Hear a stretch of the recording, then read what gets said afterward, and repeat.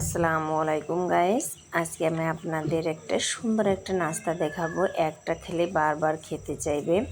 আমি এখানে দেখেন আমার পরিমাণ মতো আমি আটা নিচ্ছি, একটু ঘি নিলাম। এটা কিন্তু কোনো আপনি আটা দিয়ে ময়দা দিয়ে তৈরি করতে পারবেন, অনেক ভালো লাগে। একটা খেলে বারবার খেতে চাইবে। আমি পর্যন্ত অনেকবার বানিয়েছি, আমার ছেলে ভীষণ পছন্দ করে, আমি অনেকবার খেয়েছি। এখন আমি আমার তরল দুধ দিয়ে দিলাম। এটা হচ্ছে গরুর দুধ, আর ইস্ট দিবেন আপনার পরিমাণ মতন। আপনি ইস্ট দিবেন, ইস্টের কারণে এই ময়দাটা আপনার সম্পূর্ণ ডোটা একদম ফুলে ডাবল হবে। আমি এখানে হাতের সাহায্যে আস্তে আস্তে করে আমি ডো তৈরি করে নেব। আমি কোনো পরিমাণ পানি দিইনি, আমি শুধু আমি এটাকে আর ঘি দিলাম, পরিমাণ মতন একটু লবণ দিচ্ছি আর ইস্ট দিলাম। এখন আমি এটাকে কিছুক্ষণের জন্য ঢেকে রাখবো, তাহলে ডোটা আপনার ফুলে দেখতে পাবেন আপনারা ডবল হয়ে যাবে। আমি এই বলের ভিতর এটাকে ঢেকে রেখে দেব। এটাকে আপনি 20 মিনিটের মতন ঢেকে রাখতে পারেন। আমি একটু বেশি রাখছিলাম যে ভালোর জন্য, আমি হাতে কাজ ছিল, কাজটা সেরে তারপর আমি এটাকে রেখেছিলাম। দেখেন ডোটা কিন্তু অনেক ফুলে ডবল হয়ে গেছে, আর আপনার হাতে এত মসৃণ লাগতেছে, এত মলম। আপনার যদি আপনি এটা দিয়ে পাউরুটিও তৈরি করতে পারবেন, সমস্যা নেই, অনেক ভালো হবে পাউরুটি। একদম আপনি এটা দিয়ে পরাটাও তৈরি করতে পারবেন, পরাটাগুলো খুব মলিন হবে। আর এদিকে আমি কিছু আলুর পুর ভেজে নিচ্ছিলাম। এখানে আজকে আমি আলু দেব, যার জন্য আলু সেদ্ধ করে নিয়ে তারপর আমি এটাকে ভর্তা করে নিয়েছি।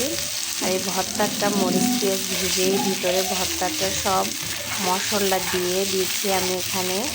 আপনি চাইলে এখানে মাংস অ্যাড করতে পারেন। আমি এখানে আলু দিয়ে আজকে তৈরি করব। আগে একদিন আমি মাংস দিয়ে তৈরি করেছিলাম, গরুর মাংস দিয়ে। আজকে ভাবলাম যে আমি আলু ভর্তা দিয়ে তৈরি করব, আর ঝাল ঝাল দেব। ঝাল ঝাল আলু ভর্তা বেশি ভালো লাগবে। এদিকে দেখেন আমি ছোট ছোট লুচি কেটে নিয়েছি, আর এই ছোটগুলো দিয়েই আমি কিন্তু পিঠাটা তৈরি করব। এবার হাতের সাহায্যে আমি একটু গোল করে নিচ্ছিলাম। আমি একটু তেল দিচ্ছিলাম, তেল দিয়ে অল্প করে ছোট করে একটু বেলে নেব বেলন দিয়ে।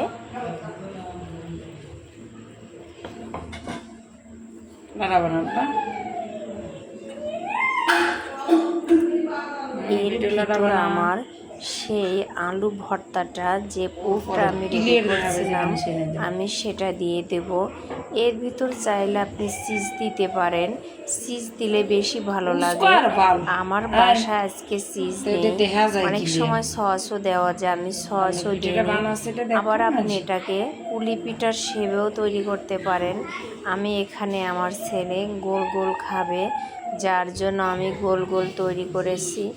এই ইস্টটা দিলে সব থেকে ডো একদম নরম হবে। এইভাবে কিন্তু আমি সম্পূর্ণ আমার পিঠাগুলো আমি তৈরি করে নিয়েছি গোল গোল করে, যাহাতে আমার এই আলু ভর্তাটা বের না হয়, যার জন্য আমি ভালোভাবে মুখ বন্ধ করে দিয়েছি। এবার কিন্তু আমি ভাজতে যাব। এদিকে আমি একটা ফ্রাই প্যানে সাদা তেল অলরেডি আমি দিয়ে দিচ্ছি গরম করতে। এখন আপনি এখানে জালটা, আপনি হিটটা, যে হিট সেটা অল্প পরিমাণ দেবেন, বেশি পরিমাণ দিবেন না, তাহলে তেল বেশি গরম হয়ে গেলে তাহলে কিন্তু ভিতরে কাঁচা থেকে যাবে। অল্প হিটে আপনি এই পিঠাটা ভাজবেন, পিঠাটা সম্পূর্ণ একদম ডবল হয়ে যাবে। দেখলে খুব ভালো লাগবে, খেতেও ভালো চাইবে। আপনি কিন্তু সকাল এবং বিকেলের নাস্তার সঙ্গে এই নাস্তাটা তৈরি করতে পারেন। ইচ্ছা করলে আপনি ভিতরে কিছু না দিয়েও পিঠা তৈরি করতে পারেন। তাহলে দেখবেন এটা যে বানিয়েছে সে জানে এটা বানাতে যে কত মজা, আর খেতেও এত মজা, মসৃণ। আপনারা যদি খেতে চান তাহলে অবশ্যই এই নাস্তাটা তৈরি করবেন।